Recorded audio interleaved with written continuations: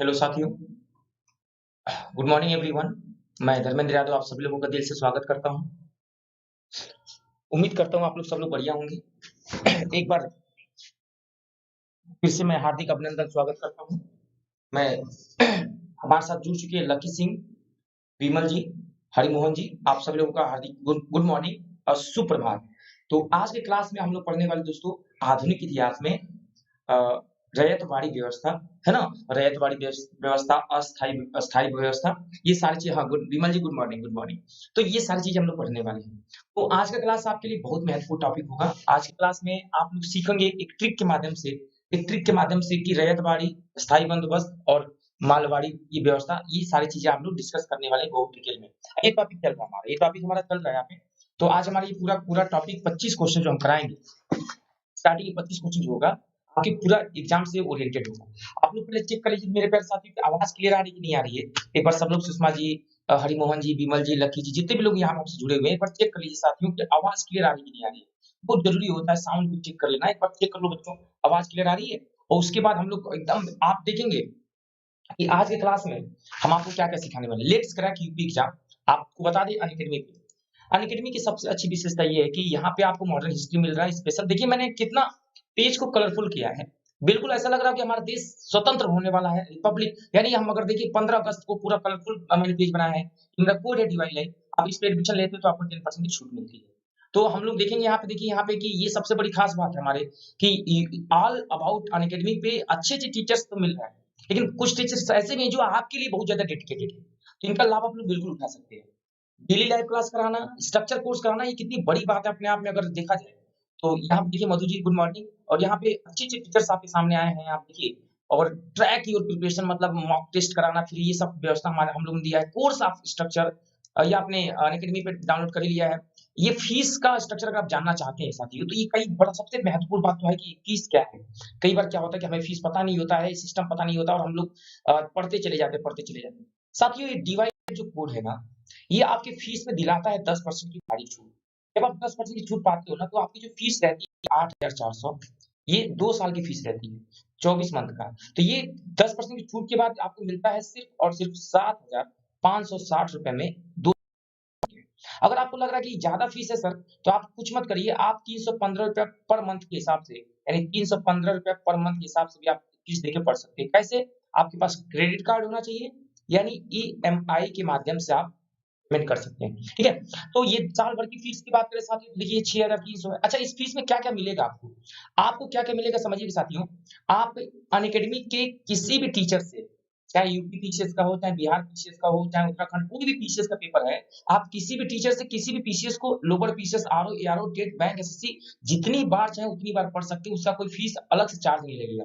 Pre भी पढ़ सकते हैं, मेंस भी पढ़ सकते हैं। तो साथियों अगर आप लोग एडमिशन नहीं लिए हैं, अगर एडमिशन लेना चाहते हैं, तो प्लीज ये 2 साल वाला कोर्स आपके लिए अच्छा रहता है। और साल भर वाला कोर्स अगर आपका है तो 6,300 है, ठीक है? तो जितने भी बच्चे यहाँ पे जुड़ रहे हैं हमारे साथ, उनको मैं बता दूं यहाँ पे कि 15 अगस्त आने वाला है और आज से क्लास बड़ा धमाकेदार होने वाला है, ठीक है?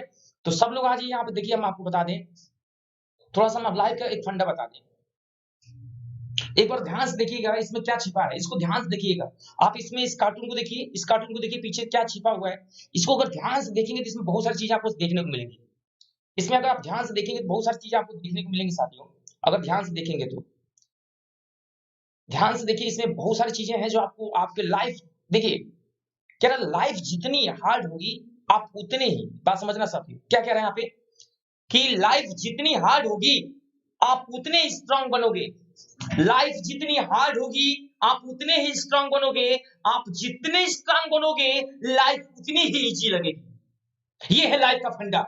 जिंदगी में सफल होना चाहते हो तो चुनौतियों को सामना करो, कायरों की तरफ पीछे मत भागो। कायर मत बनो कि टफ है, एग्जाम टफ है, पेपर में समझ नहीं है, ऊपर से गए। एक कायरों का काम है, एक विद्वान का है। एक विद्वान का जो काम होता है, काम के साथ साथ पढ़ाई करना। तुम लोगों को क्या लगता है कि राणा महाराणा प्रताप, भगत सिंह ऐसे ही महान हो गए? अरे उन्होंने अपने खून के पसीना बहाया है, तब जाके इतिहास में उनका नाम है। हमें इतिहास पढ़ना नहीं है, हमें इतिहास रचना है। समझ में आई बात? तो आज का क्लास आपकी जिंदगी का महत्वपूर्ण क्लास होगा। पूरे लाइफ में ऐसा क्लास कभी इतिहास का नहीं पढ़ा होगा। आज मैं इतिहास रच दूंगा इस इतिहास को पढ़ा के। याद रखना, लाइफ जितनी हार्ड होगी, सीधे कह लाइफ जितनी हार्ड आप उतने ही स्ट्रांग बनोगे, और आप स्ट्रांग बनोगे ना, लाइफ उतनी ही इजी लगेगी। ये लाइफ का फंडा। मेरे प्यारे साथियों, आज की क्लास में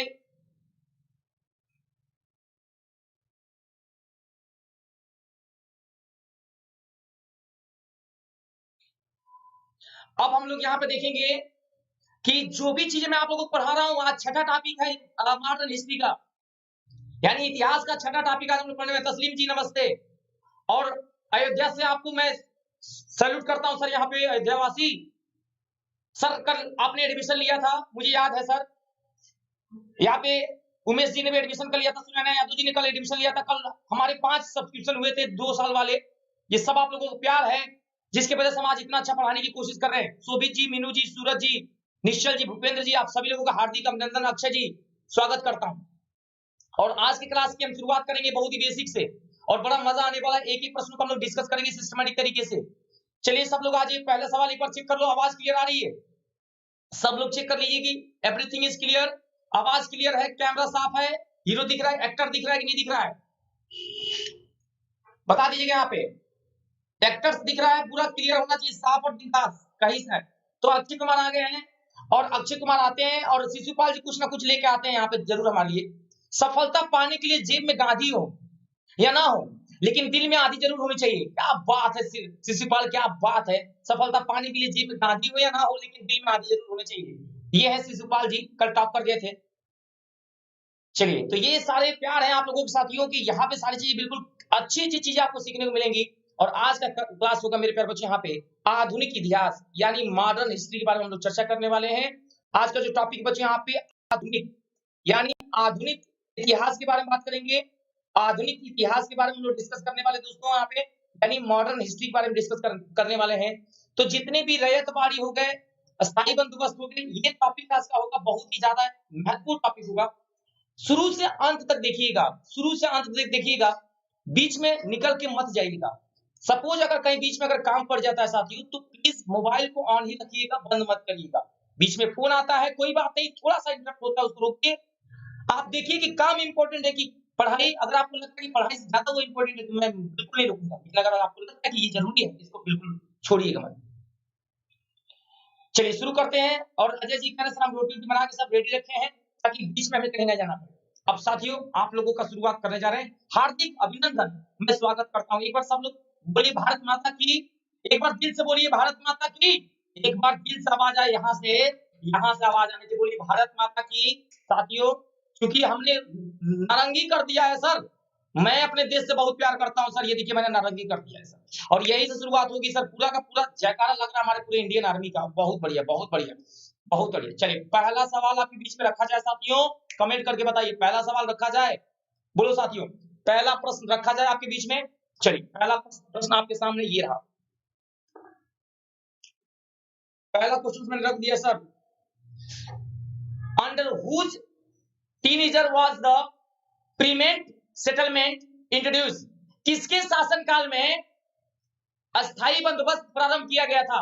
Warren Hastings, Lord Cornwallis, sir John Shore, Lord Wellesley. 2016 का सवाल इतिहास का, और आपके सामने मैं पोलिंग देने जा रहा हूं। सब लोग रेडी रहिएगा। 1 2 3। पहला पोल, पहला जवाब धमाकेदार। पहला पोल, पहला जवाब धमाकेदार। कर दो दुनिया मुट्ठी में, कर दो दुनिया मुट्ठी में। इतना ताकत लगा दो ना, इतना ताकत लगा दो कि रॉकी हैंडसम आ गए यहाँ पे और आंसर दे रहे हैं 1793 लिख रहे हैं यहाँ पे। क्या बात है, क्या बात। आरती ज्वाइन कर चुके हैं, सुरेंद्र भैया भी आ गए। अब क्या दिक्कत है, सब तो आएंगे यार। और बच्चों की संख्या 105 हो गई है। जब बच्चे 105 हैं तो लगा दो यार आग में आँच। टॉपर्स की बात करें, पहली नजर में कौन टॉपर, चलिए देखते हैं यहाँ पे। नंबर 1 पे टॉपर्स में आ गए विमल कुमार, नंबर 1 पे है। शिवकांत दूसरे पे है, और इंजीनियर अजय मौर्य सर तीसरे पे हैं। अगर हम बात करें साथियों, यहाँ पे टॉप 3 में तीनों बच्चे हैं। आंसर कह रहे हैं कि सर यहाँ पे होगा लॉर्ड कॉर्नवालिस। अब थोड़ा सा हम बात करते हैं लॉर्ड कॉर्नवालिस के बारे में, सर जॉन शोर के बारे में, लॉर्ड बेले-जेली के बारे में, चारों ऑप्शन के बारे में। बच्चों वारेन हेस्टिंग के समय में जब आया था, ये जमींदारी व्यवस्था आई थी, तो उसको हटा दिया गया था, क्योंकि 5 सालों के लिए हुआ था कि अगर आप 5 साल तक अनाज देंगे, उसी को जमीन दे दी जाती थी, लगा बोली लगाया जाता था। मैं आपको बता दूं वारेन हेस्टिंग के समय में क्या होता, इजारादारी की शुरुआत की गई थी। मैं आपको पूरा बताता हूँ, समझाता हूँ बच्चों। यहाँ पे वारेन हेस्टिंग के समय में आपको याद होगा बच्चों, यहाँ पे सबको अगर पता है बच्चों, इजारेदारी इजारेदारी की शुरुआत की गई थी वारेन हेस्टिंग के समय में। और जब इन्होंने शुरू किया था तो इसके बच्चों वारेन हेस्टिंग ने किया था, और इसके तहत भूमि की बोली लगाई जाती थी। इजारेदारी की शुरुआत हेस्टिंग ने किया था और इसके द्वारा भूमि की बोली लगाई जाती थी साथियों। भूमि की क्या लगाई जाती थी, नोट करके लिखते रहिएगा, भूमि की बोली लगाई जाती थी। बोली लगाई जाती थी भैया, कि जिसके पास जितना ज्यादा जमीन होगा ज्यादा अनाज उगाएगा। ये सवाल होता था कि जो ज्यादा अनाज देगा 5 साल तक उसको ज्यादा जमीन मिलेगी, जो ज्यादा जमीन देगा 5 साल तक, कितने साल तक, 5 साल तक उसकी जमीन ज्यादा। ये धीरे धीरे बाद में सफल नहीं हुई, ये बेकार हो गई, ये घटाकर 1 साल कर दिया गया कि भैया 1 साल तक अनाज आपको देना पड़ेगा। ये व्यवस्था देखिए, याद करने का ट्रिक देखिए दोस्तों, हे से हेंगस्टीन और ह से हटाना, ह से हेंगस्टीन, ह से हटाना, तो हटा दिया गया साथियों, ये याद हो गया आपका। दूसरी बात, सर जांसोर ने क्या किया था, सर जांसोर ने क्या किया था, दिमाग लगाया था। 1786 ईस्वी में सर जोर शेर आए थे और इन्होंने अस्थायी बंदोबस्त की चर्चा की थी, शुरुआत की थी, लेकिन कार्नवालिस जब आए, और कार्नवालिस जब आए तो हंगामा मचाए सर। आवाज नहीं आ रही है, अच्छा, आवाज की इतनी हिम्मत। एक बार थोड़ा सा ना कमेंट करके बताइएगा आवाज आ रही कि नहीं आ रही। एक बार चेक कर लीजिएगा मेरा, एक बार मैं फिर से सही कर रहा हूँ, एक बार चेक कर लीजिए। ऐ मेरे वतन के लोगों, जरा ठीक से सुन लो मुझको, जो लिख रहा हूँ सबको। दिख रहा है कि नहीं मेरे प्यारे साथियों, बता दीजिएगा। आवाज क्लियर है कि नहीं, एक बार कमेंट कर दो मेरे प्यारे भाई बहनों, मेरे दोस्तों। सब बराबर है, शिशुपाल करे सब ठीक ठाक मस्त हो गया, चलिए ठीक है। अब गाना तो सुनाई देगा ना, अब पढ़ाएंगे तो नहीं सुनाई देगा, हमें पता था ना कि जब पढ़ाएंगे तो गड़बड़ लगेगा, जब गाएंगे तो सब बढ़िया लगेगा। अच्छा रुक जाइए, आप लोगों को बताते हैं। सुनैना जी आ चुकी हैं, अनुपम जी आ चुके हैं। अब आ जाइए साथियों, बच्चों की संख्या हो गई 200। सबसे तेज आज पहले सवाल को समझिए, पहले सवाल को समझिए मेरे साथ। अच्छा ये बताइए बच्चों, किसी को कोई जल्दीबाजी तो नहीं है? पता बच्चों, यहाँ पे किसी को कोई जल्दीबाजी तो नहीं है, हमें कमेंट करके बता देना। किसी को कोई जल्दीबाजी तो नहीं है? मैंने ट्रिक बनाया है, क्योंकि मैं पढ़ाऊंगा तो बड़ा आराम से पढ़ाऊंगा। अगर आप लोगों को देखिए कहीं जाना है तो बता दीजिएगा, नहीं तो मैं आपको पूरा का पूरा दिल के माध्यम से याद कराऊंगा साथियों। दिल में पढ़ा दूंगा, तीनों रहे तुम्हारी ट्रिक से खत्म हो जाएगा, जिंदगी भर याद रहेगा, कभी नहीं भूलोगे साथियों। 3 ट्रिक देखिए यहाँ पे, एक मैंने ट्रिक बनाया है साथियों, आज मैंने एक नया खोज किया आप लोगों के लिए, और उम्मीद करते हैं ये ट्रिक आपको जीवन भर याद रहेगा। ये ट्रिक देखिए दोस्तों, यहाँ पे कभी भी चाह के भी नहीं भूल पाओगे। देखिएगा कितना अच्छा मैं ट्रिक बनाया हूँ साथियों, थोड़ा सा ध्यान से देखिएगा। सब ट्रिक मैंने बनाया है, मैंने एक खोज किया है एक नया। उम्मीद करते हैं आप लोगों को सबको पसंद आएगा। ये ट्रिक है साथियों, पहला ट्रिक ट्रिक साथियों समझिएगा। पहला ट्रिक मैंने जो बनाया है यहाँ पे, उम्मीद करते हैं सबको पसंद आए। देखिए, टीचरों में सबसे दुआ है मेरी रब से, अस्थाई बंदोबस्त सबको पसंद आए। बंदोबस्त, अब देखिए साथियों, टीचरों में सबसे दुआ है मेरी रब से, कि मेरी टीचिंग पसंद आए। 1793 ईस्वी की बात है, स्थायी बंदोबस्त। सुनिएगा, पूरी कहानी सुनिएगा। इसी में कार्नवालिस आए थे, ये किसके शासन में था साथियों? तो ये था कार्नवालिस। अभी मैं आपको याद कराऊंगा साथियों, समझिएगा। कार्नवालिस ने अस्थायी बंदोबस्त की शुरुआत 1793 ईस्वी में की थी, मेरी बात को समझिएगा। और ये किस किस राज्य में था, कितने प्रतिशत भागों में था? ये 19% भाग, भारत के 19% भाग में इसको अपनाया गया था। इसमें सबसे बड़ी खास बात साथियों, ये पूर्वी क्षेत्र में था। पूछता है पेपर में किस क्षेत्र में था, तो ये पूर्वी क्षेत्र में था। और पूर्वी के क्षेत्र में कौन कौन सी चीजें थी, तो आपको एक ट्रिक याद रखना बच्चों, U square B square, U square B square. तो यू स्क्वायर में क्या क्या आ जाएगा साथियों? यू में अगर आप देखोगे तो दो चीजें आ जाएगी। यू में आ जाएगा, एक तो आ जाएगा बच्चों यहाँ पे आपका उड़ीसा, एक तो आ जाएगा उड़ीसा, याद रखना बहुत ही ध्यान से। और एक यू का मतलब हो जाएगा जो दोस्तों यहाँ पे यूपी। यूपी में भी 2 राज्यों को लिया गया था सर। एक को लिया गया था जहाँ पे पान मिलता है, खाई के पान बनारस वाला, जिलिया जिया गाजिया बात भैया जिला गाजिया बात। अब बी किस पर क्या मतलब बच्चों, बंगला में तुझको बनाऊंगा, बंगाल, आज तुझको बिहार ले जाऊंगा, बिहार तुझको अब है जाना, बंगला तेरे लिए है बनवाना। तो अस्थाई, अच्छा एक बात दिमाग रखो मेरे प्यारे साथियों, यहाँ पे ये पूरा का पूरा पूर्वी क्षेत्र हो गया मेरे प्यारे साथियों, समझिएगा यहाँ पे मेरी बात को समझिएगा। मैं एक बात एक चीज बता दूं साथियों क्लियरली, दो कैटेगरी के लोग होते हैं, एक को गाना पसंद नहीं आएगा, एक को मेरा गाना पसंद आए चाहे ना आए उसके मैटर पसंद आएगा। तो प्लीज गाने पे फोकस मत करिएगा, मैटर पे ध्यान दीजिएगा, ये पेपर में यही आएगा। अब दूसरी बात साथियों, ये उत्तरी कर्नाटक में भी था, ये क्षेत्र था उत्तरी कर्नाटक, कई बार पूछा कौन सा कर्नाटक, तो उत्तरी कर्नाटक भी आपको याद रखना है ना, क्षेत्र पेपर पूछना बहुत इंपॉर्टेंट है। अच्छा इससे बच्चों यहाँ पे एक इसी में कानून बनाया गया था, उसका नाम था सूर्यास्त कानून, इसी में कानून बनाया गया था सूर्यास्त कानून, यानी सनसेट रूल। तो सूर्यास्त कानून क्या कहता है साथियों, सूर्यास्त कानून ये कहता है कि अगर आपको मैं एक डेट दे रहा हूं, इस डेट तक अगर आपने कंपनी को 89% कितने परसेंट 89% नहीं दिया तो आपका जमीन जब्त कर लिया जाएगा।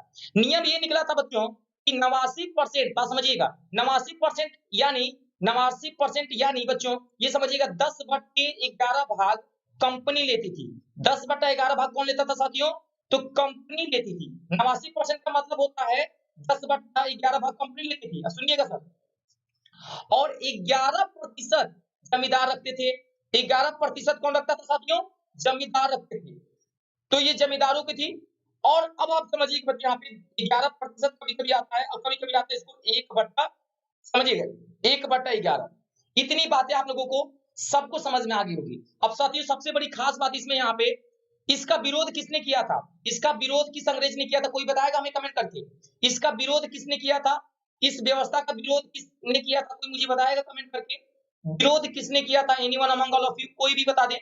इसका विरोध किया था जेम्स ग्रांट ने, इसका विरोध किसने किया था, जेम्स ग्रांट ने इसका क्या किया था साथियों, अपोज यानी विरोध किया था। तो आपको इतनी व्यवस्था, आपको इसी को यहाँ पे किस नाम से जानते हैं, इसी को हम लोग बोलते हैं बच्चे यहाँ पे स्तंभरारी व्यवस्था, इसी को बोलते हैं यहाँ पे हम लोग क्या बोलते हैं बच्चे यहाँ पे स्तंभरारी व्यवस्था बोलते हैं। इसी को बोलते हैं बच्चे यहाँ पे जागीरदारी व्यवस्था, जागीरदारी व्यवस्था बोलते हैं इसी को विश्वेदारी, जागीरदारी, इसी को बोलते हैं विश्वेदारी व्यवस्था। इससे ज्यादा अस्थायी बंदोबस्त में कहीं से क्वेश्चन बनेगा नहीं। कितने लोगों को ये समझ में आ गया, एक बार कमेंट करके बताइए बच्चों, यहाँ पे अस्थायी बंदोबस्त कितने लोग समझ में आ गया, जल्दी से बताइए साथियों, कितने लोगों को याद हो गया, एक बार कमेंट करके बताइए मेरे प्यारे साथी, भूलोगे तो नहीं। कितने लोगों को अस्थायी बंदोबस्त का पूरा हिस्ट्री समझ में आ गया, बताइएगा साथियों कमेंट करके। क्या था अस्थायी बंदोबस्त सर, बंगाल, पहले अंग्रेज आए थे सबसे पहले कहाँ रुके थे, बंगाल रुके थे, और बंगाल में जब रुके थे साथियों तो आपको पता बच्चे यहाँ पे क्या अस्थायी रूप से रुक गए, ये हमें दिमाग में आ गया, अस्थायी रूप से रुक गए तो 1793 में। अब जब 1793 में आया तो उसके बाद आता बच्चों रैयत बाड़ी। अब आपको याद रखना बच्चों यहाँ पे रैयत बाड़ी, इसमें क्या होता साथियों, ये सब इसमें दो लोग थे, एक कौन था बच्चों यहाँ पे नाम बताइए जल्दी से, एक कर्नल रीड थे और एक बच्चों यहाँ पे मुनरो, ये दो लोग थे, ये आए थे बच्चों यहाँ पे 1792 में, ये आए थे साथियों 1820 में। ये व्यवस्था कैसी व्यवस्था थी बच्चों, किसानों को सीधे लगान मिलता था। इसमें क्या होता था साथियों लिखिएगा, इसमें जमींदार होते थे बीच में, इसमें किसानों को सीधे लगान, किसानों को बच्चों यहाँ लिखिएगा सीधे लगान मिलता था, किसानों को डायरेक्ट लगान मिलता था, ये फर्क है इसमें। इसमें मीडिएटर होता था जमींदार, इसमें मीडिएटर नहीं था, डायरेक्ट किसान से मुलाकात होती थी। कितने को बात समझ में आ गया साथियों, ये बात समझिए बताएं बच्चों। इसमें भू राजस्व का कितना प्रतिशत भाग, तो बच्चों भू राजस्व का कितना प्रतिशत भाग देना पड़ता था, 66%, कितना परसेंट, 66% देना पड़ता था कंपनी को, बाद में ये 50% कर दिया गया था। अब समझिए साथियों इसमें दो व्यवस्था समझ में आ गई, ये कहाँ पे थे, ये एरिया कौन कौन सा था साथियों, तो दक्षिणी एरिया था बच्चों यहाँ पे, दक्षिणी पश्चिमी एरिया था। यानी अगर बात करें मेरे पास जो दक्षिणी पश्चिमी एरिया में कौन कौन था साथियों, तो मद्रास हो गया, यहाँ पे मद्रास हो गया, समझिएगा मद्रास हो गया, असम हो गया, मद्रास असम, और बच्चों बंबई, इसको याद करेंगे ठीक है बच्चों। यहाँ पे माँ से मम्मी, आज शाम को मम्मी को कहा ले जाएंगे, बंबई, आसाम को मुंबई को बम्बई ले जाएंगे। रहत रहनी मम्मई, देखिए रहत रहनी मम्मी के साथ शाम को बम्बई निकलने की प्लानिंग चल रही बच्चों, आप ऐसे याद रखना, रहत रहनी मम्मी को लेके बम्बई में। तो बच्चों यहाँ पे शाम तक हमेशा मम्मी के साथ रहते थे, इसको दिमाग रखना साथियों, ठीक है। और उसके बाद आता है बच्चों यहाँ पे महालवाड़ी, ये हमारा आता है बच्चों महालवाड़ी। तो इसमें सबसे आसान बच्चों महालवाड़ी में कौन था, मार्टिन थे। कौन थे बच्चों यहाँ पे, मार्टिन के समय में आया था, मार्टिन और मैकेंजी। तो बच्चों ये 1819 में आया था, 1819 में। इसमें क्या था बच्चों, माहौल गांव से वसूला जाता था, मतलब अंग्रेजों ने कह दिया कि सब लोग इकट्ठा करके अनाज एक को दे दो, और वो हमें लाके दिया, हमें झंझट नहीं पालना है ना, किसानों के पास हम एक एक किसान के पास जाएंगे, हमारे पास इतना टाइम नहीं है। तो हुआ क्या साथियों, इसमें लोगों ने बोल दिया सीधे कि महाल गांव से कर वसूला जाता था, महाल गांव से कर, गांव सब गांव से इकट्ठा लिया जाता था, गांव से कर वसूला जाता था, ठीक है। और इसमें बच्चों कहां था बच्चों, ये पंजाब में था, ये कहां था साथियों, पंजाब में था, और कहां था, यूपी में था, पंजाब में था, यूपी में था। तो ये बच्चों दिमाग रखना बच्चों यहाँ पे, very very important for all of you. इसका 1/2% हिस्सा यानी 50% देना पड़ता था, सरकार को खुद भी रखना पड़ता था। कितने लोगों को याद हो गया मेरे पर बच्चों बताइए यहाँ पे। अच्छा बताओ, सबसे खुद बताओ बच्चों, सबसे ज्यादा माल कहाँ पे है, माल मतलब अनाज, या तो पंजाब में है गेहूं, या तो यूपी में है। तो माल सबसे ज्यादा यूपी में है और कहाँ है, पंजाब में। ऐसे दिमाग रखो बच्चे यहाँ पे, माल ऐसे दिमाग रखो, कभी नहीं भूलोगे। तो बच्चे कितने तीनों याद हो गया, अस्थायी रूप से बंगाल में गए थे अंग्रेज, ठीक है। रहत रहनी मम्मी के साथ मद्रास, अब बम्बई मम्मी को लेके चले गए थे घुमा लिए शाम को, ऐसे दिमाग रखना। कितने लोगों को याद हो गया साथियों, इसका ट्रिक दिमाग बैठा लीजिएगा, क्वेश्चन से लेके आगे देखो, ये देखो ये 93 है, ये देखो ये 93 है, एक कम कर लो, एक कम कर लो, ये 92, एक देख लो यहाँ पे दिया है 30, यहाँ पे देखो 19, यहाँ पे 20, यहाँ पे 19। तो बहुत सारे ट्रिक्स हैं, बाद में बात करेंगे। चलिए अगले क्वेश्चन पे साथियों, एक बार कमेंट करके बता दीजिए मेरे प्यारे साथियों, एक्चुअली थ्योरी में पढ़ाएंगे, लेकिन बताओ बच्चे तीनों क्लियर हो गए कि नहीं, एक बार कमेंट करके बताओ साथियों, तीनों के तीनों क्लियर हो गए कि नहीं मेरे प्यारे भाइयों बहनों दोस्तों। समय लगा, कोई दिक्कत नहीं, 5-10 मिनट लगा, लेकिन बताओ बच्चे थ्योरी भी खत्म कर दिया कि नहीं कर दिया, थ्योरी भी क्लियर कर दिया ना सर, पूरा का पूरा याद हो गया होगा, दिमाग में सबके बैठ गया होगा, सर ये फायदा होता है, भले 2 मिनट समय लगेगा सर, कोई दिक्कत नहीं, लेकिन याद हुआ ना यार, ये याद ये जरूरी होता है, बोलो सर हाँ है ना। तो सबको याद हो गया होगा साथियों, उम्मीद करते हैं। अस्थाई वाले में क्या है भैया, कार्नवालिस आएंगे, और U square B square formula है, देखो बिहार में बंगला बनाएंगे, अस्थायी रूप से बिहार में बंगला बनाएंगे, बनारस गाजीपुर ले आएंगे, उड़ीसा हम तुमको अस्थायी रूप से घुमाएंगे। 19% भाग है, कार्नवालिस की बात है ना। 1793 में चालू हुआ था, सूर्यास्त कानून इसी में था, है ना। और 11% कर किसान रखता था, जमींदार रखता था, और 89% कंपनी को देता था। सूर्यास्त कानून था, विरोध किसने किया था, जेम्स वाट ने किया था, इसी को जागीरदार की व्यवस्था कहते हैं, ठीक है। अब आइए साथियों अगला सवाल, यूपीपीसीएस का धमाकेदार क्वेश्चन, ये यूपीपीसीएस का हाई लेवल का सवाल है, इसको हल्के मत लीजिएगा। क्वेश्चन को पहले पढ़िए, समय दिया मैंने अभी आप लोगों को 5 मिनट का, पढ़िए क्वेश्चन को, पढ़िए पहले।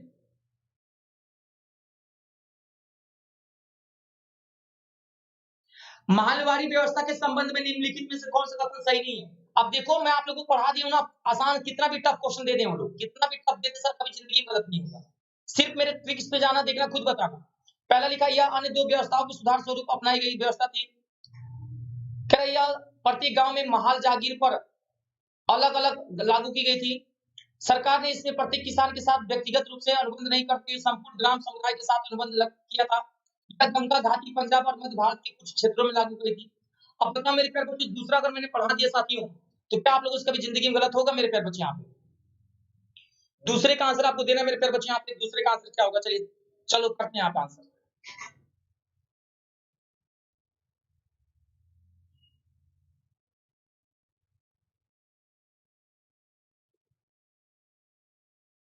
% बच्चों ने सही किए हैं। और अभी मैंने आपको बताया बच्चे यहाँ पे कि गांव में लागू की थी, मैंने आपको साफ सीधे सीधे मैंने पढ़ा दिया।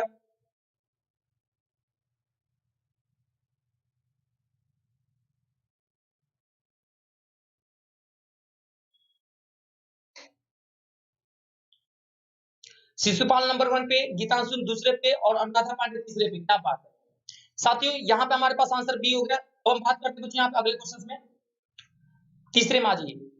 पूछ रहा है कि एक जमींदार के बारे में इनमें से कौन सा कथन सही नहीं है। जमींदार के बारे में कौन सा कथन सही नहीं है? वह नगरों में रहने वाला व्यापारी और धनिक थे। कह रहा है वह नगरों में रहने वाले व्यापारी और धनिक थे, इनकी ग्राम में कोई जड़ नहीं थी, पहला। दूसरा, वह किसानों को उत्पीड़न करने के लिए स्वतंत्र थे, इसमें कौन सा नहीं है वो करना है।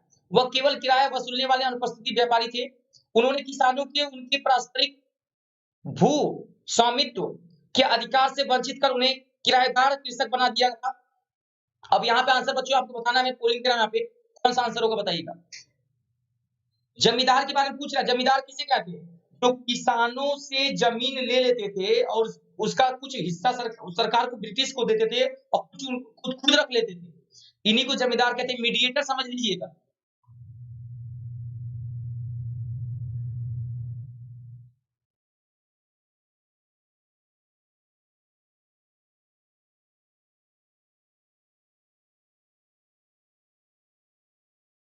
नंबर 1 पे शिशुपाल जी, मोहम्मद सलीम दूसरे पे, भविष्यराज तीसरे पे।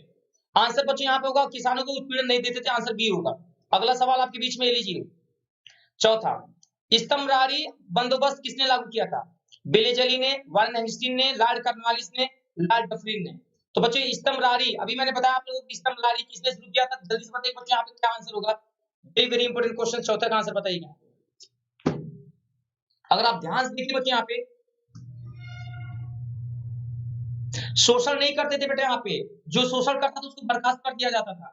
British east India company direct शोषण नहीं कर सकते थे। चुप, अब तुम बताओ, तुम घर पे हो, कंपनी में काम करते, तुम्हें डायरेक्ट कोई थोड़ी नहीं घेर में ले लेगा, धीरे से तुम्हें उंगली करेगा कोई, तो डायरेक्ट नहीं करते थे। अगर पता चलता था ना ब्रिटिश को, तो उसको निकाल दिया जाता था।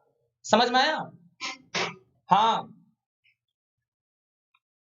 नंबर 1 पे सूरज, भविष्यराज दूसरे पे, मोहम्मद सलीम तीसरे पे।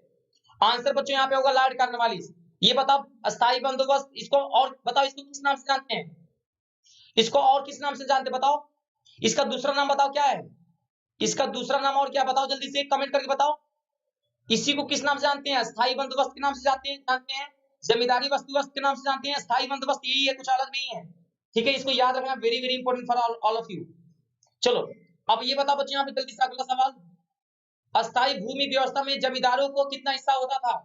जमींदारों को कितना हिस्सा होता था, कमेंट करके बताना। 1/4, 1/6, 1/11, 1/12। चलो आंसर दो तो, 100% रिजल्ट चाहिए मेरे को। एकदम गलत नहीं है, बहुत मेहनत किया मैंने उधर। भाई कौन है ये, निकाल के भगाओ इन लोगों से, टाइम पास करने आए, गलत कर रहे हैं यहाँ पे। हैं, इससे कुछ टाइम पास वाले घुस गए हैं। हम जब इतना चिल्ला चिल्ला के पढ़ा रहे हैं यहाँ पे, मर मर के, हाँ इतना मर मर के हम पढ़ा रहे, फिर भी यहाँ पे टाइम पास वाला समझना बड़ा डर लगता है यार। इतना इधर मर मर के हम पढ़ा रहे हैं यहाँ पे, 11% इतना बड़ा बड़ा लिखा है मैंने यहाँ पे, फिर भी इन लोगों को बुद्धि काम नहीं कर रही है। हाँ, मजाक लग रहा है क्या यहाँ पे? हम खिलवाड़ खिलवाड़ से लगते हैं, आपकी जो मर्जी पर्ची में दबा दो। हाँ, इतना मेहनत से पढ़ा रहे हैं यहाँ पे, ये दिख नहीं रही है क्या? 1/11%, 1/11% जमींदार लेते थे और 89% कंपनी लेती थी। 10 बार 100 बार चिल्ला के बताएं कि 100% होता था। 100% में तुम्हें ये पता, बार बार कह रहे हैं यहाँ पे कि जमींदार कम लेगा, जो जमींदार होता था कम लेता था। जमींदार कितना लेता था? 11% भाग लेता था, और 89% कौन रखता था? तो कंपनी को दे दिया जाता था। यहाँ पे एकदम रट लेना, भूलना मत, बता दे लास्ट वार्निंग है ये, आप गलत होता तो तुरंत बाहर कर देंगे। पढ़ा रहे मन से तो बढ़िया से पढ़ो, सिलेक्शन एक टॉप 10 में हम लाने के चक्कर पढ़ तो पास नहीं होना है। याद रखना जिंदगी में, अगर तुम सोच रहे हो कि मैं पास हो जाऊं तो फेल हो जाओ, तुम टॉप के बारे में सोचोगे तब तुम पास होगे आज के जमाने में। इस बात को याद रखना, कान खोल के सुन लो सब लोग। अब आ जाइए क्वेश्चन नंबर 6 में, बंगाल तथा बिहार में स्थायी बंदोबस्त आरंभ किया गया था। कॉर्नवालिस ने, मिंटो ने, वारेन हेस्टिंग्स ने, ब्लेजली। अगर ये किसी गलत हो गया तो सबको चुन चुन के मारेंगे, किसी का गलत हो गया तो छोड़ेंगे किसी को नहीं। अगर सही नहीं हुआ तो समझ लेना यहाँ पे जितने लोग टाइम पास वाले हैं ना, वो समझ लो बाहर। आज जितने भी यहाँ पे टाइम पास वाले तुरंत बाहर। इतना मेहनत कर रहे हैं आप ये। अब भाई कौन एक ठो है ना, एक ठो कौन है कोरोना है, मर मर के चिल्ला चिल्ला पढ़ा रहे हैं, दिमाग तुम्हारा कहाँ है? कंचन के पास है, हैं?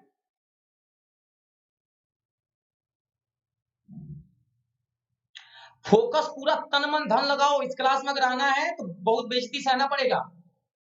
पहले मैं बता दे रहा हूं, पढ़ाता हूं मन से, मेहनत से, तो उसका रिजल्ट भी चाहिए मेरे को।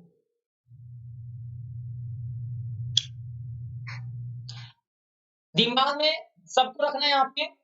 ये देखो, तुम्हें याद नहीं हो रहा रे बच्चा, कार है कौन, बंगला बंगले कौन, बंगले के कोने में बैठा है जाके, बंगले के कोने में जाकर बैठा है, कुआं में जाकर बैठा है, पढ़ रहा है, बंगले के कोने में से चेकिंग कर रहा है। तो कई लोग इस समय रात में जब फोन आता है, फैमिली के साथ हो, अगर फोन आ गया किसी अनुष्का का, तो चुपचाप बंगले के कोनवा में जाकर बैठ जाते हो और काने में चिपकाए हुए, हेलो कैसी हो, पापा है, बात करें, हैं पापा है, अच्छा पापा क्या कर लेंगे, देखो हमसे बात नहीं करोगे तो हम तुमसे कभी बात नहीं करेंगे, प्लीज प्लीज, हम बंगले के कोने में आए हैं, कार्नवालिस बन के आए हैं, बंगले मतलब बंगाल में आए हैं, है ना, बिहारी कहीं के, बस ऐसे करके डांट देगी। याद हो गया साथियों, अब ये भूलना मत, दोबारा समझ लीजिएगा यहाँ पे। अब याद नहीं, अब नहीं हुआ तो कभी नहीं, ऐसा क्लास जिंदगी में मिलेगा नहीं, याद रखना यहाँ पे। तो कार्नवालिस बंगाल बिहार। एक बार बताओ साथियों, यहाँ पे कमेंट करके बताओ, यहाँ पे अस्थाई बंदोबस्त, अस्थाई बंदोबस्त का राजा कौन था, बोलो जल्दी से लिखो यहाँ पे, अस्थाई बंदोबस्त का हीरो कौन था, लिखो जल्दी, लिख भी नहीं रहे, कमेंट करो जल्दी से फटाफट। अस्थाई बंदोबस्त का हीरो कार्नवालिस था, कौन था, कार्नवालिस। अच्छा बताओ, रैयतवाड़ी का हीरो कौन था, रैयतवाड़ी का हीरो कौन था, रैयतवाड़ी, रैयतवाड़ी का हीरो कौन था, मुनरो, मुनरो, बहुत बढ़िया। अच्छा बताओ, महलवाड़ी का हीरो कौन था, महलवाड़ी का हीरो कौन था, महलवाड़ी का हीरो कौन था, महलवाड़ी, बताओ। मार्टिन वर्ल्ड, कौन था बच्चों यहाँ पे, मार्टिन वर्ल्ड, याद रखना बच्चों, मार्टिन वर्ल्ड। ये सब डेटा आपको याद होना चाहिए। चलिए अगले सवाल पे आ जाओ, सातवां। बताओ बच्चों, स्थायी बंदोबस्त, परमानेंट सेटलमेंट किसके साथ किया गया था, तो आप लोग हमें जवाब देना, जमींदारों के साथ, ग्रामीण समुदाय के साथ, मुकदमे के साथ और किसानों के साथ। अगर ये सही नहीं हुआ तो समझ लीजिएगा कि हमसे अच्छा कोई नहीं होगा। चलिए आंसर करिए, तो आंसर करिए सब लोग। फिर आई कौन कहां से आए, अरे भाई ये जिंदगी है नरक है ये लोग की, पाप पड़ेगा तुम लोगों को, पाप है, जितना गलत कर रहे हो ना, टाइम पास वाले है, टाइम पास वाले जो घुस जाते हैं ना, चुप से इधर घूम के देख रहा, इधर लाइव डाल में घुस गए, है ना, जिसका कोई काम धाम नहीं, इधर आएगा चुपकी से, चुप से उधर जाएगा। तो उन लोगों से मैं हाथ जोड़ता हूँ, मेरे अगर मेरे क्लास में पढ़ना है तो सीरियस होकर पढ़ो, चुकुर चुकुर मत करो, इधर जा रहे उधर जा रहे हैं, चिटपुटिया की तरह, चवन्नी छाप वाला क्लास नहीं है ये, याद रखिएगा, बहुत मेहनत करते हैं और हम इसका रिजल्ट चाहते हैं। तो याद रखिए बच्चों, यहाँ पे जमींदारी तुम लोगों को रट मर मर के पढ़ा रहे हैं, ये जानते कौन गलत कर रहा है, ये कौन गलत कर रहा है, आधा मीनू बेबी कैसी हो, मैं क्लास कर रहा हूँ, तुम भी कर रही हो, वही गलत कर रहे हैं सब। जो बच्चा सीरियस पढ़ रहा है ना, नौकरी कर करके माँ बाप को सपने को, ड्रीम को पूरा करने के लिए, उससे गलती नहीं हो सकती है, क्योंकि मैं यहाँ पे खून पसीना बहा के चिल्ला चिल्ला के सुबह सुबह पढ़ा रहा हूँ। इस बात को याद रखिएगा। भाई मीनू चिन्नू पिन्नू वालों से कह दो कि यूपीएससी वाले सुबह सुबह उठ के चिन्नू मीनू से बात नहीं करते हैं, उनके यूपीएससी वाले सीधे हिंदू न्यूज़पेपर दिखता है, याद रखिएगा, तब जाके एक डीएम बनोगे। एक डीएम के लिए भैया बड़ा त्याग की जरूरत होती है, नोट कर लीजिए, आप गलत नहीं होना चाहिए, बता दे रहे हैं। अगला सवाल आ जाओ, लॉर्ड कॉर्नवालिस के निम्नलिखित सलाहकारों में से किसने अस्थायी बंदोबस्त के प्रस्ताव का विरोध किया था, अगर ये गलत हुआ तो डंडे डंडे मारे दौड़ा दौड़ा के, अगर किसी गलत हो गया था यहाँ पे। चलिए पहला सवाल आप सुन लो,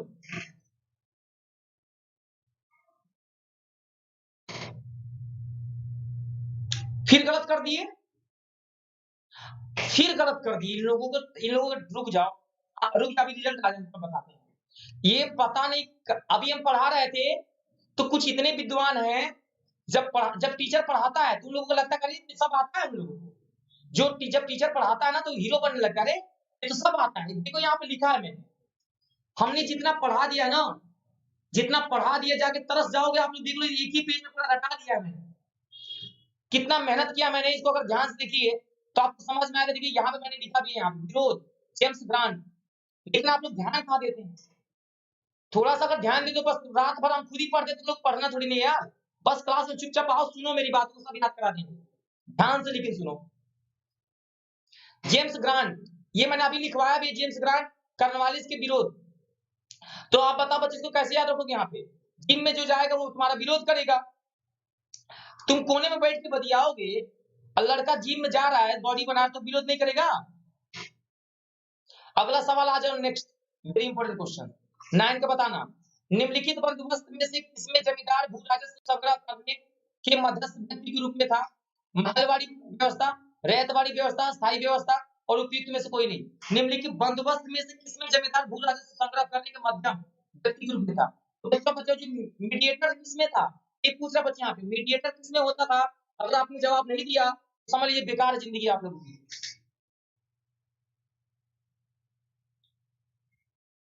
बता बेटे यहाँ पे, बहुत ही प्यारा सवाल है सर, पूरा फोकस करिए। ये 76% रिजल्ट, हमें 100% रिजल्ट चाहिए, 99% नहीं चाहिए।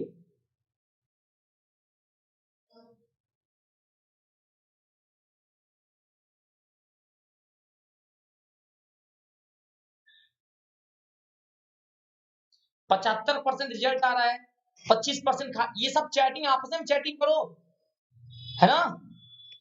नंबर 1 पे सूरज, दूसरे पे निश्चल सिंह, तीसरे पे मोहम्मद सलीम।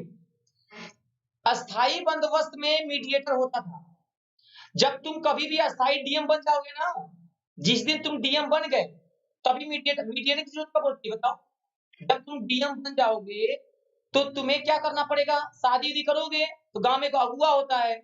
अगुआ मतलब कौन होता है? जमींदार। अगुआ का मतलब जमींदार। जब तुम डीएम बनोगे तो शादी लगवाएगा। शादी लगवाएगा, किससे लगवाएगा? तो कहेगा अरे जमींदार हो तुम। अच्छा, तो किसानों के बीच में और कंपनी के बीच में जमींदार होता था। तो जिस तरह से एक एक गांव में अगुआ होता है, एक लड़का और एक लड़की को शादी कराने वाला, जिस तरह से गांव में एक लड़का को एक लड़की को शादी कराने वाला अगुआ होता है, ठीक उसी प्रकार, है ना, इतिहास में एक जमींदार होता है जो किसानों और ईस्ट इंडिया कंपनी के बीच का मीडिएटर का काम करता है, उसी को जमींदार कहते हैं। सबको समझ में आ गया? अरे बोलो हाँ है ना? कितने को समझ में आ गया बोलो? और ये अस्थायी रूप से रहते हैं। अगला सवाल दे, बोलो बेटा है ना? एक बात बता सब साथियों, सबको क्लियर है ना? 10वें का आंसर बताना। अस्थायी भूमि व्यवस्था के बारे में आरसी दत्त का क्या विचार था? स्थायी भूमि व्यवस्था के बारे में सर आरसी दत्त जी का क्या विचार था सर जी? उन्होंने इसका पूर्ण समर्थन किया था, उन्होंने इसका पूर्ण विरोध किया था सर? उन्होंने इसके बारे में कोई विचार ही नहीं रखी थी, सैद्धांतिक आधार पर उन्होंने इसका विरोध किया था सर। ये यूपी पीसीएस प्री का सवाल है सर जी। आप लोग हमें बताइए मेरे प्यारे साथियों कि सही आंसर क्या होगा, हम आपको इसका देते हैं जवाब। बिल्कुल अच्छे जी ब्रोकर, बहुत अच्छा।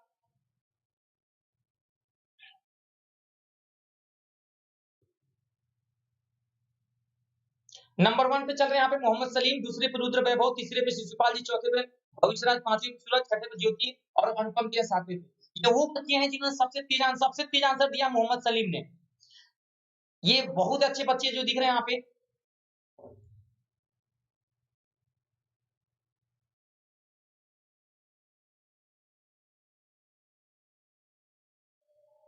अब यहाँ पे देखो बच्चों, क्वेश्चन का आंसर आपने देखा कि सर 10वें का आंसर आपका ए हो गया। उन्होंने इसका पूर्ण समर्थन किया था।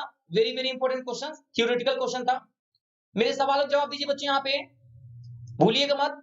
बता बच्चे यहाँ पे लॉर्ड कॉर्नवालिस ने कौन सा व्यवस्था शुरू किया था? लॉर्ड कॉर्नवालिस ने कौन सी व्यवस्था शुरू की थी बच्चों, लिख के बता दो जरा। और कौन से डेट में, कौन से डेट में और कौन सी व्यवस्था, जल्दी से लिख के बता दो बच्चों।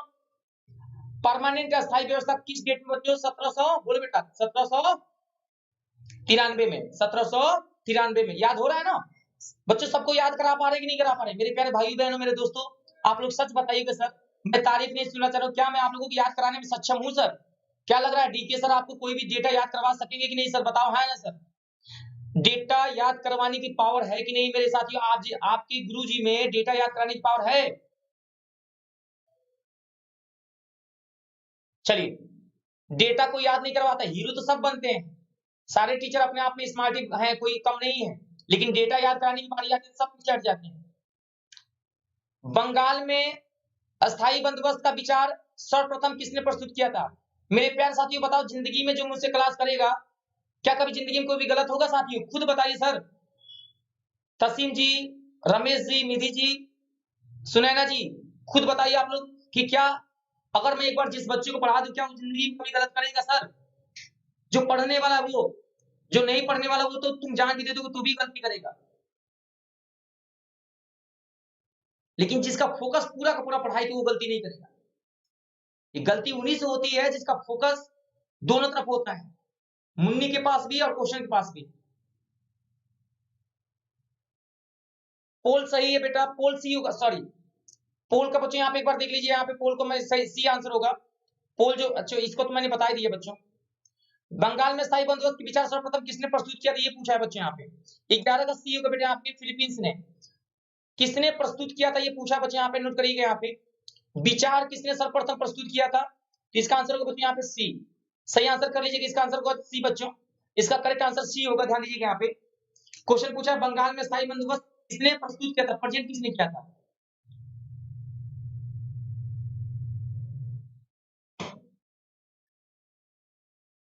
याद रखिए मेरे प्यारे साथियों, वेरी इंपोर्टेंट, 100% रिजल्ट आ गया है, क्या बात है, रिजल्ट 100%। तो चलिए आगे चलते हैं अगले सवाल पे। क्वेश्चन नंबर 12 में आज अस्थायी भूमि व्यवस्था किन क्षेत्रों में लागू की गई थी। अस्थायी संपूर्ण भारत में, देश के उत्तरी भाग में, पंजाब को छोड़कर देश के शेष उत्तरी क्षेत्र में, बंगाल, सूबा और बनारस जमींदार में। अब बता बच्चों आपके अस्थायी भूमि पूछा है, अगर मैंने आपको पढ़ाया अच्छे से तो ये यूपी पीसीएस प्री का सवाल है 2014 का साथियों। हमें लग रहा है कि आप लोग इसको सही कर लोगे, इसी विश्वास के साथ हम आपको ऑप्शन देते हैं। उम्मीद करते हैं कि आप लोग मेरे विश्वास को नहीं तोड़ोगे और यहाँ पे आंसर सही करोगे। इतिहास में इतिहास रच देना है साथियों। 76% बच्चों ने सही किया है, लेकिन अभी इतने परसेंट बच्चे अभी सीख रहे हैं जो लेट आए हैं, जिन्होंने थ्योरी क्लास मेरी नहीं की उनसे गलतियां हो रही हैं। मैंने इसमें गाना भी गाया था, मैंने इसमें गाना गा के भी बताया था आपको यहाँ पे, और गाना गा गा के मैंने आपको याद कराया था बच्चों। यहाँ पे अस्थायी रूप से हमेशा आपको दिमाग में होना चाहिए, बंगाल हो गया, बनारस हो गया, यहाँ पे अस्थायी गाना। आप खुद सोचो दोस्तों, ब्रिटिश सबसे पहले अस्थायी होना चाहते थे, और अस्थायी वही होंगे जहां पे सबसे पहले आएंगे, तो बंगाल में सबसे पहले आए थे, तो वहीं पे अस्थायी होना चाहेंगे वो लोग। तो सूरज नंबर 1 पे, मोहम्मद दूसरे पे, सिद्धू तीसरे पे। तो साथियों इसको याद रखना बच्चे, यहाँ पे भूमि अस्थायी भूमि पूछा जाएगा तो बंगाल याद रखना है, और बनारस याद रखना बच्चे, यहाँ पे बनारस के जमींदारों में। ये दिमाग में रखना बच्चे, यहाँ पे बनारस, बंगाल, उड़ीसा कुछ भी दे दे आंसर सही हो जाएगा। अच्छा साथियों एक बात बताइएगा हमें, क्वेश्चन नंबर 13 का आंसर बताइएगा। कह रहा है कि बंगाल तथा बिहार में स्थायी बंदोबस्त लागू करने का श्रेय दिया जाता है किसको, लॉर्ड कर्जन को, लॉर्ड कॉर्नवालिस को, लॉर्ड रिपर को, लॉर्ड बेवेलेजेली को। तो बिहार में स्थायी बंदोबस्त किसको दिया गया था बच्चे बताइएगा। 13 का करेक्ट आंसर क्या होगा, हम देते हैं आप लोग ऑप्शन, बताइएगा।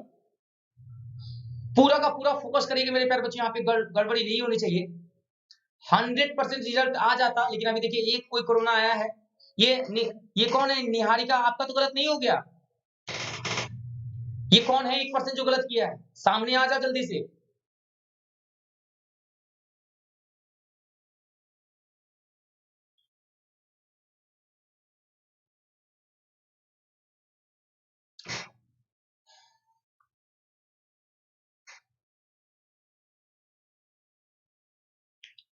देखिए ये अगर आप देखो बच्चे, यहाँ पे सबसे पहले आंसर बच्चे, यहाँ पे मैं अस्थाई जब कभी भी पूछेगा तो अस्थाई आदमी कोने में जाके बतिया सकता है।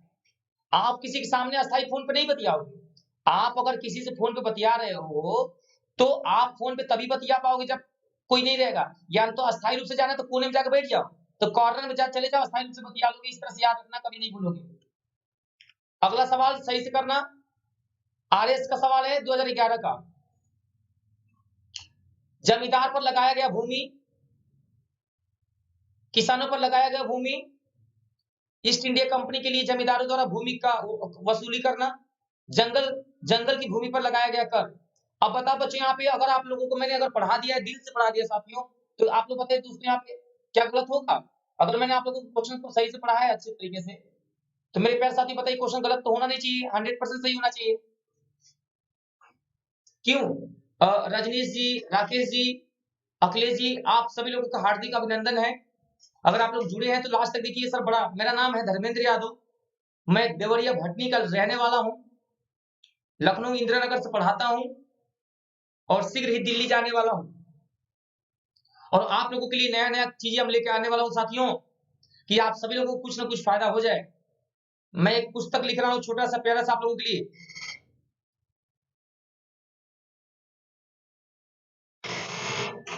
14 का आंसर क्या होगा बच्चों यहाँ पे, और नंबर 1 पे अगर बात करें, सूरज नंबर 1 पे, मोहम्मद सलीम जी दूसरे पे, और इंजीनियर अजय मौर्य जी तीसरे पे।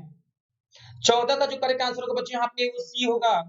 ईस्ट इंडिया कंपनी के लिए जमींदार द्वारा भूमि कर वसूली जाती थी। जमींदार क्या करते थे, किसानों से भूमि इकट्ठा करते थे और ले जाके किसको देते थे, कंपनी वाले को। ये है जमींदार, ये है किसान, ये है किसान, ये है जमींदार, और यहाँ पे ईस्ट इंडिया कंपनी को यहाँ से लेते थे सामान और ला के कहते थे लो लो लो लो लो लो, यहाँ पे ले जाके देते थे। ठीक, तो बताओ बच्चों यहाँ पे कितने लोगों को याद हो गया? सब लोग बताइए, सबको याद हो गया मेरे प्यारे साथियों? बताइएगा। जमींदार क्या करते थे? किसानों से कर लेके कितना परसेंट बता, जब ये बताओ बच्चों, जमींदार कितना प्रतिशत कर लेता था अस्थायी बंदोबस्त में? बताओ कितना प्रतिशत लेता था बच्चों? 11% लेता था ना? और कंपनी को कितना परसेंट देता था? लिख के बता दो बच्चों, कितना परसेंट देता था कंपनी को? 89% है ना? वेरी गुड, वेरी गुड, बहुत अच्छे। अच्छा सर ये बताइए, क्वेश्चन नंबर 15 को देखिएगा सब लोग मेरे प्यारे साथियों। कह रहा कि चिरस्थायी बंदोबस्त 1793 ईस्वी के अंतर्गत जमींदारों से अपेक्षा की गई थी कि वे खेतिहरों को पट्टा जारी करेंगे। वो अनेक जमींदारों ने पट्टा जारी नहीं किए। इसका क्या कारण था साथियों? जमींदारों के ऊपर किसानों का विश्वास था, जमींदारों के ऊपर कोई सरकारी कंट्रोल नहीं था, यह ब्रिटिश सरकार की जिम्मेदारी थी। खेतिहरों की दिलचस्पी पट्टा प्राप्त करने में नहीं थी। The farmers were not interested in getting है ना पट्टास। अब बताओ साथियों, 4 ऑप्शन दिए हैं यहाँ पे। मोहित यादव भी जुड़ चुके हैं। मोहित जी आप बताइएगा यहाँ पे आंसर क्या होगा क्वेश्चन नंबर 15 का? तो ऑप्शन दिया जाए साथियों, 4 ऑप्शन दे रहे हैं यहाँ पे।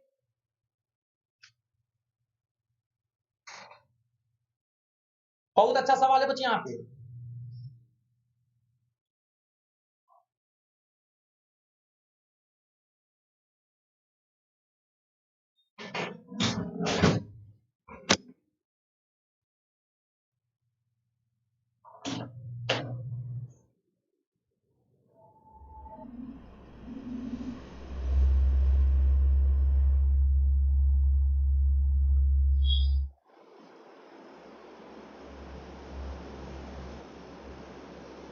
क्या बात है, टॉप 10 देखना चाहे शिशुपाल जी 10वें नंबर पे, तसीम जी 9वें पे, निशान जी 8वें पे, भविष्यराज 7वें पे, मधु जी 6ठे पे, रुद्र जी 5वें पे, चौथे शिशु खान, दूसरे पे मोहम्मद सलीम, पहले सूरज और तीसरे नंबर पर अजय इंजीनियर। ये टॉप 10 है। रवीश मिश्रा जी का क्वेश्चन है कि क्वेश्चन बाद में आता है और पोल पहले आता है। आपको पता है पोल पहले खुलता है। किसी भी इंसान का कोई भी गड़बड़ी करता है तो उसका पोल पहले खुल जाता है, तो याद रखिएगा। तो इसलिए पोल पहले आता है सर। आंसर बच्चों क्या होगा? बी होगा। अगला सवाल आपके बीच में 16 वाला आंसर दीजिएगा। बिहार में परमानेंट सेटलमेंट लागू करने का कारण क्या था? बताइएगा साथियों। पहला दिया जमींदार का जमीन पर अधिकार न रहना, और इस जमीन पर वंश प्रमाण अधिकारों को स्वेच्छा से हस्तांतरित करने का अधिकार, भू राजस्व का राजस्व निर्णय करना। अब बताओ मेरे प्यारे बच्चे, आप जमींदारी प्रथा का निर्मूलन। 4 ऑप्शन में बताइए मेरे प्यारे साथियों क्या होगा सही जवाब? हमारे जवाब का जवाब दीजिएगा। ये लीजिए ऑप्शन। बहुत बढ़िया सवाल है सर, पीसीएस लेवल का है। हाँ बिल्कुल, अच्छे से करिएगा।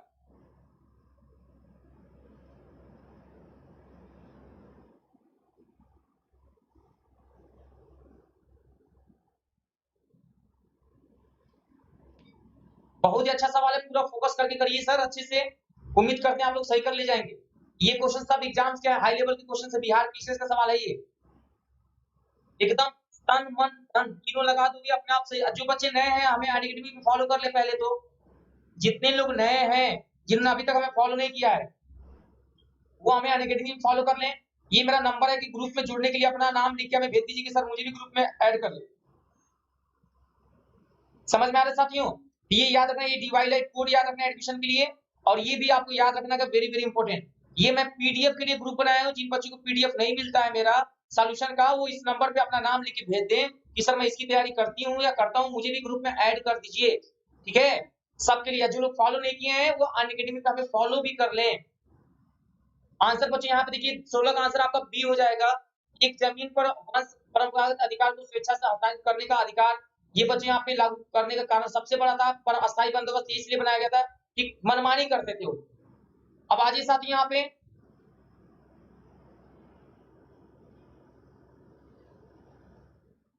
अगला सवाल आ जाओ बच्चों यहाँ पे। नेक्स्ट क्वेश्चन नंबर 17 देखिए, सही क्रम में अरेंज करिए। तो आप लोग बताना बच्चों, इसमें देखिए ये यूपी पीसीएस प्री का सवाल था, इसको आपको क्या करना था साथियों? अरेंज करना था। तो सबको अरेंज करना था मेरे प्यारे बच्चे यहाँ पे। इसमें से अरेंज करके लिखना बच्चे यहाँ पे। बताइए कैसे अरेंज करेंगे? बताइए, ऑप्शन दे दे कि बाद में दें? ऑप्शन दे दे साथियों, सब लोग बताइए मेरे प्यारे दोस्तों, मेरे प्यारे मित्रों। एक बार कमेंट करके बताइए, पोलिंग दे दें? अच्छा सवाल है, कोई गड़बड़ी मत करिएगा। मैं चाहता हूं कि सारे बच्चे सही करें। 17 का सवाल का ऑप्शन में मुझे देना है, आपको अरेंज करके लिखना था। किसी बच्चों अरेंज कर रहा है कि पहले पे कौन होगा, दूसरे पे कौन होगा, तीसरे पे कौन होगा, चौथे पे कौन होगा, you have to arrange it. तो शर्मिला जी जुड़ चुकी हैं। अब बच्चे को मैं वेट कर रहा हूँ कि कितने लोग करें कि सर पोलिंग करा दिया जाए, कि अभी समय दिया जाए। अच्छा क्वेश्चन है बच्चों, पोलिंग दिया जाए। ओके, पोलिंग दिया जाए, बहुत अच्छा, ठीक है सर, दे रहे हैं पोलिंग। डन ना? चलिए, बहुत अच्छे, बहुत अच्छा। और यहाँ पे चंद्र प्रकाश जी जुड़ चुके हैं, क्या बात है चंद्र जी, आइए। और यहाँ पे ऋचा जी, मधु जी, तसीम जी, आरके जी, मीना सिंह, निशान जी टॉप 10 में दिख रहे हैं यहाँ पे, क्या बात है, बहुत बढ़िया। ये सारे बच्चे अच्छा स्कोर कर रहे हैं यहाँ पे। और भविष्य राज धमाल मचाए हुए हैं पूरा का पूरा अकेले। चंदन जी नमस्कार, आप आए, बाहर आया। तो ये टॉप 3 में सारे बच्चों को देख लीजिए। अब अगर हम बात करें बच्चों, यहाँ पे आंसर 17 का 1 होगा। अब जितने भी लोग यहाँ पे 1 बताएं, इनका डेट बताइए। अस्थायी बंदोबस्त का क्या डेट था, लिख के बताओ।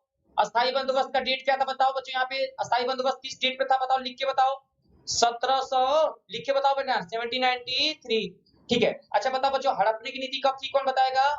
18 लिख के बताओ बच्चों, हड़पन नीति कब थी? 1848। अच्छा बताओ, सहायक संधि हुई थी, सहायक संधि कब हुई थी, कौन बताएगा, जल्दी बताइए। सहायक संधि कब हुई थी? 1798 से लेके 1805 ईस्वी तक, 1805 ईस्वी तक क्या था चला साथियों, सहायक संधि। और बंगाल का विभाजन कब हुआ था बच्चों, लिख के बताओ। 1905 ईस्वी में बंगाल का विभाजन हुआ था। अच्छा साथियों, अस्थायी बंदोबस्त किस शासक के शासनकाल में हुआ था बताओ, नाम लिख के बताओ बच्चों। अस्थायी बंदोबस्त में कौन हीरो था? तो लॉर्ड कॉर्नवालिस। कौन था बच्चों यहाँ पे? लॉर्ड कॉर्नवालिस हीरो था, है ना? अच्छा बताओ साथियों, हड़पने की नीति में कौन था हीरो? लॉर्ड, बोलो जल्दी से, लॉर्ड डलहौजी, है ना बच्चों यहाँ पे। और कितने राज्यों को इन्होंने विलय किया था? इन्होंने 7 राज्यों को विलय किया था। वो 7 राज्य कौन कौन से थे? एक था मेरे प्यारे बच्चों यहाँ पे सतारा, याद आ रहा बच्चों यहाँ पे, सतारा को इन्होंने कब विलय किया था? तो सतारा को आप याद रखना बच्चों यहाँ पे 1800 कब, 48 में, है ना? उसके बाद कौन था बच्चों यहाँ पे बताइए, यहाँ पे रैयतपुर। कौन था बच्चों यहाँ पे? रैजत, है ना, रैयतपुर।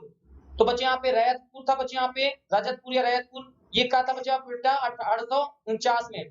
उसके बाद कौन था बच्चों यहाँ पे, जल्दी से बताइए, संभलपुर। याद आ रहा बच्चों यहाँ पे, संभलपुर याद आ रहा बेटा यहाँ पे, संभलपुर कब था? तो ये भी बच्चों यहाँ कई बार पूछता है, यहाँ पे ये भी 1849 में ही था। उसके बाद क्या था बच्चों यहाँ पे, बालघाट। 7 राज्य थे, बालघाट क्या था बच्चों यहाँ पे, 1850 ईस्वी में, है ना, बालघाट। उसके बाद कौन था बच्चों यहाँ पे बताइएगा, 7 राज्य थे, बालघाट के बाद कौन था? झांसी, झांसी था कि उदयपुर था? उदयपुर था बेटा, है ना, उदयपुर। उदयपुर कब था बच्चों यहाँ पे? 1852 में। उसके बाद झांसी रानी लक्ष्मीबाई आती है, झांसी कब तक बच्चों यहाँ पे? 1853 में। और फिर 54 में क्या था बच्चों, नागपुर। ये सारा का सारा आपको याद होना चाहिए बच्चों यहाँ पे, और मैंने पढ़ाया भी है और सबको याद भी होगा, बहुत अच्छे तरीके से मैंने बताया साथियों। उम्मीद करते हैं कि सबको समझ में आ गया। किस लोगों को ये कांसेप्ट समझ में आ गया, एक बार कमेंट करके बताओ साथियों, पूरा क्लियर है? मेरे प्यारे भाइयों बहनों, मेरे दोस्तों, ये बताओ सारा ऑप्शन क्लियर है ना? बोलना बच्चों यहाँ पे, एक बार बताओ साथियों, ऑप्शन क्लियर है कि नहीं? देखिए बच्चों बताइए, आवाज क्लियर आ रही है, क्लास समझ में आ रहा है बच्चों यहाँ पे, सबको मेरी बात समझ में आ रही है, किसी को नुकसान नहीं होना चाहिए साथियों, बिल्कुल बेहिचक बताइए, कोई दिक्कत हो तो। एवरीथिंग इज क्लियर, ठीक है। चलिए अगले सवाल पे आ जाएं।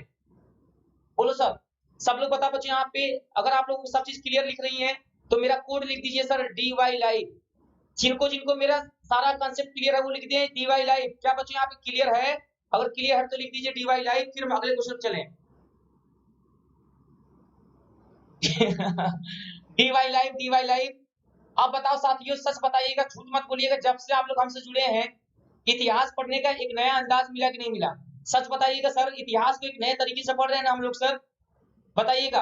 राकेश जी, भविष्यराज जी, अक्षय जी, शर्मिला जी, गुंजन जी, एक नए अंदाज से, एक नए तरीके से पढ़ा रहे हैं, डेटा याद करवाते चल रहे हैं बच्चों। समय लग रहा है, कोई बात नहीं, धीरे धीरे आदत बन जाएगी तो हम 2 घंटे क्लास करा देंगे।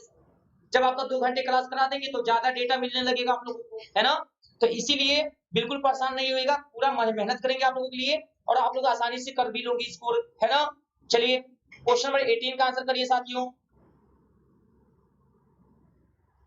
निम्नलिखित में से किस गवर्नर जनरल ने भारत की प्रथम विधातु सिविल सेवा conventional civil service of the India का सृजन किया, जो कालांतर में भारतीय सिविल सेवा का नाम से जाना जाता है?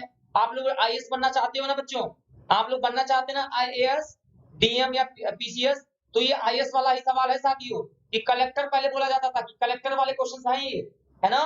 तो मेरे प्यारे बच्चे यहाँ पे आप सब लोग बताइए यहाँ पे क्या होगा जवाब मेरे प्यारे भाई बहनों? तो वारेन हेस्टिंग थे, वेलेजली थे, कार्नवालिस थे या विलियम बेंटिंग थे? अच्छा सवाल है, नया क्वेश्चन आप लोगों के लिए, और उम्मीद करते हैं आप लोग इसको सही भी करेंगे मेरे प्यारे दोस्तों। चलिए 4 ऑप्शन दिया है, सब लोग कमेंट करिए, अच्छे से पढ़िए सर, मेहनत करिए, हम आपका सिलेक्शन दिलाएंगे सर, हम लेते हैं रिस्पांसिबिलिटी आप लोगों की। अब की बार आखिरी बार, ये मेरा स्लोगन है साथियों, अब की बार आखिरी बार, इतना समझ लीजिए, आप लोग को पूरा जी जान से याद करा देंगे, है ना? बशर्ते आप लोग थोड़ा रेगुलर रहिए साथियों, है ना? बीच में अगर आ रहे हैं तो छोड़ के मत जाइए, बस इतना ध्यान रखिए आप लोग। चलिए 18 का आंसर बहुत ही प्यारा है साथियों।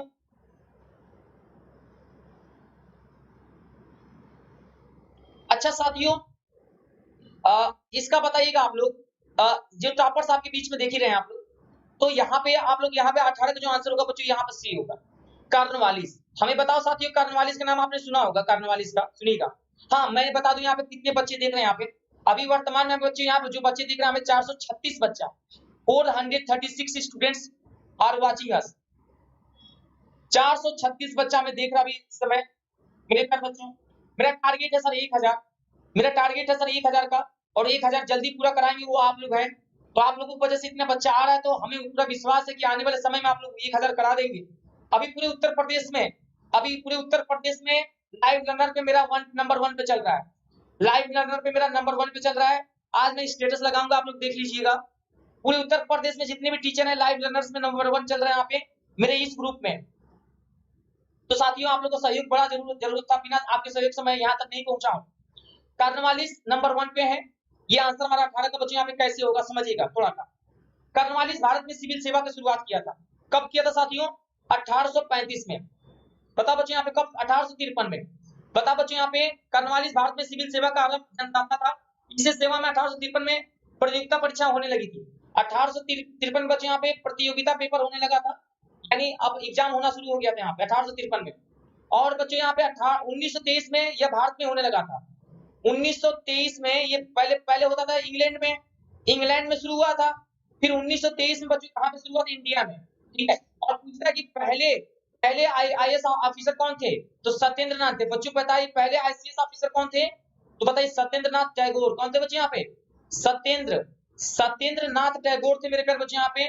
और सुरेंद्र नाथ बनर्जी जब असम के कलेक्टर बने थे, सुरेंद्र नाथ बनर्जी जब असम के कलेक्टर बने थे साथियों, तो उन्हें निलंबित कर दिया गया था, क्योंकि अच्छा अरविंद घोष घुड़सवारी की परीक्षा पास नहीं कर पाए थे, इसलिए उनको हटा दिया गया था।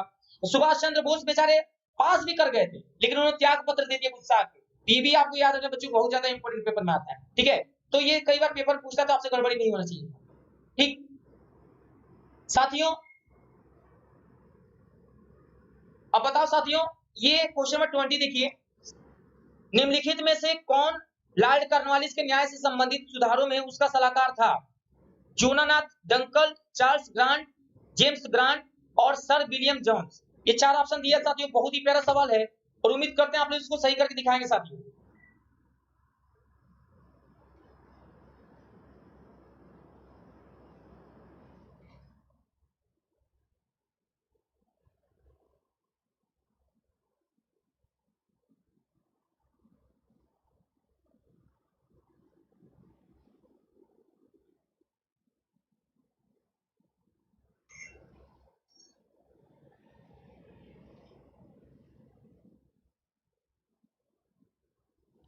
ये देखिए बच्चे, आप टॉप 10 में सारे बच्चे दिख रहे हैं, नंबर 1, दूसरे पे ये, तीसरे पे ये, सारे बच्चे हमारे। अब हम बात करें बच्चे, यहाँ पे आंसर होगा सर विलियम जोन्स। अब ये बच्चों, ये आपको याद रखना बच्चों, जो विलियन लोग होते हैं ना, गुंडा लोग, वो हमेशा, है ना, आपको कोने में ले जाकर मारते हैं, सलाह देंगे भी तो कोने में ले जाएंगे। जो विलियम, जो गुंडे होते हैं ना, वो आपके कान में बोलेंगे सुन, उसको देखना मत, तो कानून में ले जाकर मारेंगे, आपको कोने में ले जाएंगे। कैसे याद रखना बच्चों, यहाँ पे सलाह देंगे। विरोध कौन करेगा? बोलो बच्चों, विरोध कौन करेगा? James grant. जो जेम्स ग्रांट होगा वो क्या करेगा? अस्थायी बंदोबस्त का विरोध करेगा। तो अस्थायी बंदोबस्त का विरोध किसने किया था? जेम्स ग्रांट ने किया था। समर्थन किसने किया था? विलियम जोन्स ने किया था। ये भी आपको याद रखना है। तो दो दो क्वेश्चन आप एक साथ पढ़ते रहें। और 21 में देखिए साथियों, निम्नलिखित में से कौन कानून के सतह न्यायिक एवं प्रशासनिक शक्ति को अलग में कारक था? बता सकते साथियों। 21 का आंसर बताइएगा क्या होगा जवाब। आपके सामने 4 ऑप्शन है। कानून के तहत न्यायिक प्रशासनिक शक्ति का अलग में कारक था। बहुत ही अच्छा सवाल है साथियों।